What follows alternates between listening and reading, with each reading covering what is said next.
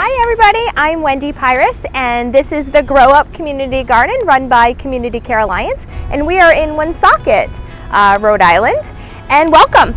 So the Grow Up Community Garden has 40 raised beds and it is rented out to people in the community, to individuals, families, and to community organizations so that they can grow fresh vegetables to be able to have for their families.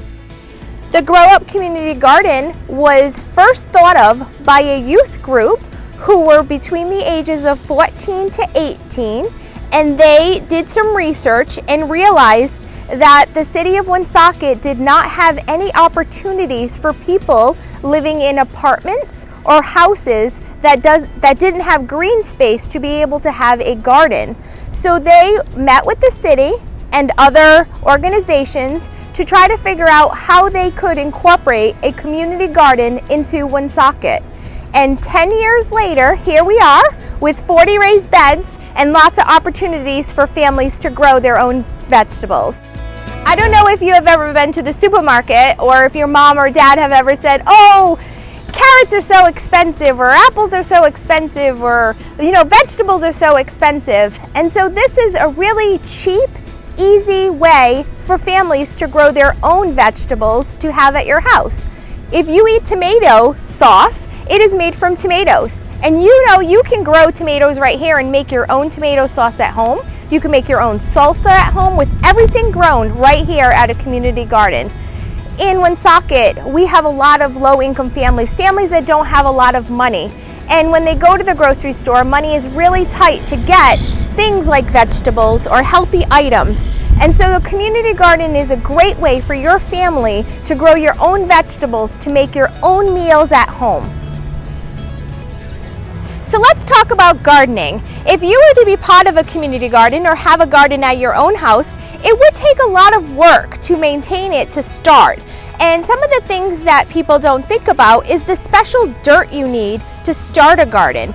And what it's called compost, or it's called loam, or some of you might think of it's old manure sometimes. I know, ew, gross, but it is true. Cows and chickens, a lot of places take their manure or their poop, and over time it turns into a really healthy, enriched, that mixed with dirt becomes a really important for your vegetables, called compost or loam. Well, it's something that's expensive to buy, so we are trying here at the community garden to think about the future and to think about living more green. So that means living more off of what we have already in nature. And so we have started a compost pile. I know it's really messy, forgive me, but we are trying really hard here to make our own compost so that we don't have to buy it. And anybody that comes to our garden can take from this and put it in their plots, in their little beds, so that they can have really healthy, beautiful tomatoes and cucumbers and peppers. So eventually, we are going to go from this over here to these black bins right over here, which will make it so much easier to turn the soil and to rotate it, which is really important for compost. It actually takes a couple years to create compost that you can use in garden beds. So that's why we have started this, and we've been starting it for a while, and why we turn it every year so that we can give our gardeners here really fresh, enriched soil so they can grow big tomatoes and big cucumbers and be able to really feed their families.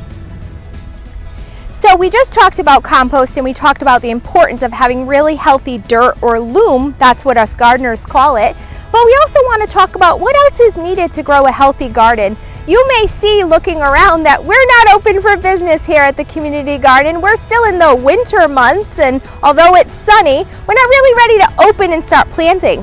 But when we are, there's a lot of steps that have to happen for some of these gardeners. For instance, this plot right here, as you can see, over time it's sort of gone down, so it needs to be rebuilt. So we might not use this one right away, but eventually we're going to rebuild it. We're going to make sure this fencing is good, and then we're going to take out all these dead plants in here, and we call that weeding.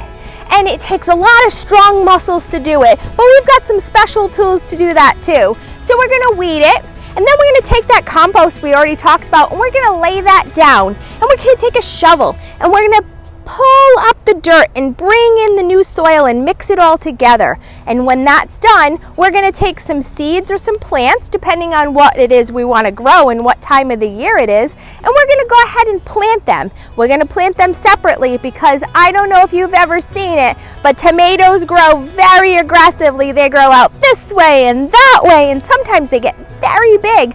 So we have to give them their space to grow. So we're going to do that. And we're gonna plant that in here, and then we're gonna water it. And if it's a hot summer day, we wanna water it early in the morning or late at night, because you never wanna water it during the middle of the day because that just burns the plants.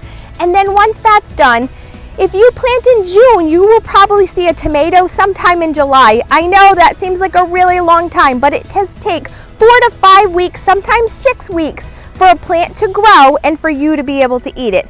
But once you start growing your plants, you guys are going to be enjoying a lot of fresh vegetables. So sometimes here at the community garden, we have some animal problems. And if you live somewhere near a woods, you may have a deer or bunny problems. Well, we have something called groundhogs or woodchucks. It's the same thing. And they are these they look like rats, but like really big rats, and they're big, and can you believe this? Sometimes they're this big, but they get into little holes, and they get right in there and they burrow, and they have babies, and we've got to get them out because they really like our vegetables too. So we have to figure out ways to get them out safely. So a lot of times it's just pushing them out and digging a hole and pushing them back out and then closing that hole back up. And I know that we're going to try to get a picture of this little guy in here. Hopefully we can show you, but if not, look that up with mom or dad and see what a groundhog looks like, because you're not going to believe the size of them and how small of a space they can get into. It's really incredible. Although I don't always love the groundhogs because they eat all the vegetables, they are an incredible species that really can get into small spaces, and they become like a nagging brother or sister sometimes, but that's okay. Every animal and every creature is so important to gardening. So as you can imagine, running a community garden is a lot of work, but I just love being out here and getting my hands dirty. I know most of you really like getting your hands dirty too. So it takes a lot of helpers to help run such a big community garden. And as you can imagine, we have 40 raised beds, and we need to have water available, and we need to have the dirt available and tools available. And over time, we need to rebuild. Like you can see this plot right here. This is Bob. He's such a good friend of mine, and this is his beautiful plot. And he helps me out so much because it's really important that community be involved in the community garden. And so we have helpers. We have people that help with the water.